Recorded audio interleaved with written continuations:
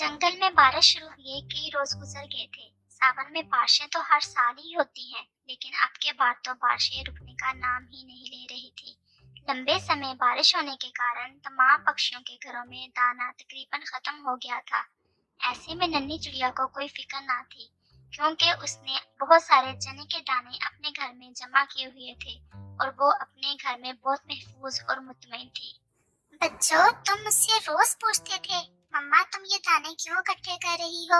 अब देखा तुमने, कई दिनों से बारिशें रुकने का नाम ही नहीं ले रही, लेकिन हमारे घर में कम से कम इतने दाने हैं कि हम ये बारिश के दिन आसानी से गुजार सके। जिंदगी गुजारने के लिए हमें बहुत मेहनत करना होती है। अच्छे दिनों में बुरे दिनों का ख्याल रखना होता है। मैंने ये सब कुछ अपने बड़ों से सीखा है और अब तुम्हें ये मुझसे सीखना होगा। वो ऐसे बातें कर ही रहे थे कि किसी ने इनके घर के दरवाजे पर जोर जोर से दस्तक दी। Please subscribe, like and press the bell icon. माँ, ये कौन है इतनी बारिश में? पता नहीं बेटा, मैं देखती हूँ। कौन है? मैं कौवा हूँ, आपके पास में ही बेरी के पेड़ पर रहता हूँ। मैं बहुत मुश्किल में हूँ, मेरी मदद करो। मैं तुम्हें अच्छी तरह जानती हूँ। चालाक कौवे, क्या चाहते हो? मैं बहुत मजबूर होकर आपके घर आया हूँ। मेरे बच्चे और बीवी भूखे हैं। ऐसे में अगर आप कुछ दाने मुझे दे दें तो आपकी बहुत भलाई होगी, मुझ पर और मेरे खानदान पर। मम्मा, वो बहुत मजबूर है, आप इसकी मदद करो। हमारे पास तो खाना है, हमें इसकी मदद करना चाहिए। मैं देखती हूँ। अंदर आ जाओ, मुझे तुम्हारा सब पता है। कोई मेहनत करते नहीं हो अच्छे दिनों में, और जब बारिश का समय आता है तो तुम हर साल ऐसे ही मांगकर गुजारा करते हो। अभी मुझे तुम्हारे बच्चों का ख्याल ना होता तो कभी तुम्हारी मदद ना करती। जी, मैं बहुत शर्मिंदा हूँ। ये लो, कुछ चने के दाने ले जाओ, इससे तुम्हारे बच्चों का पेट भर जाएगा।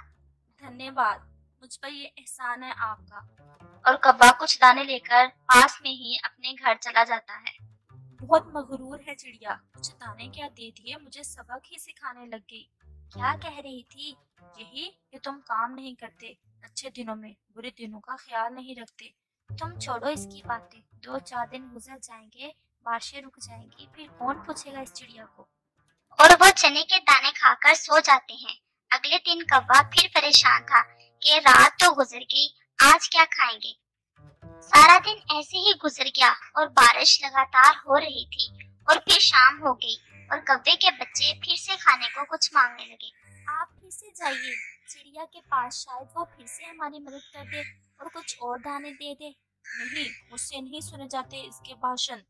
तो फिर क्या करना होगा? इसके घर में चने के काफी सारे दाने हैं। रात को जब वो सो जाएंगे तो मैं चोरी कर लाऊंगा। हाँ, ये ठीक है। और ऐसे वो भूखी सोएगी और हम पेट भर के। और कौवा रात गहरी होने का इंतजार करने लगता है।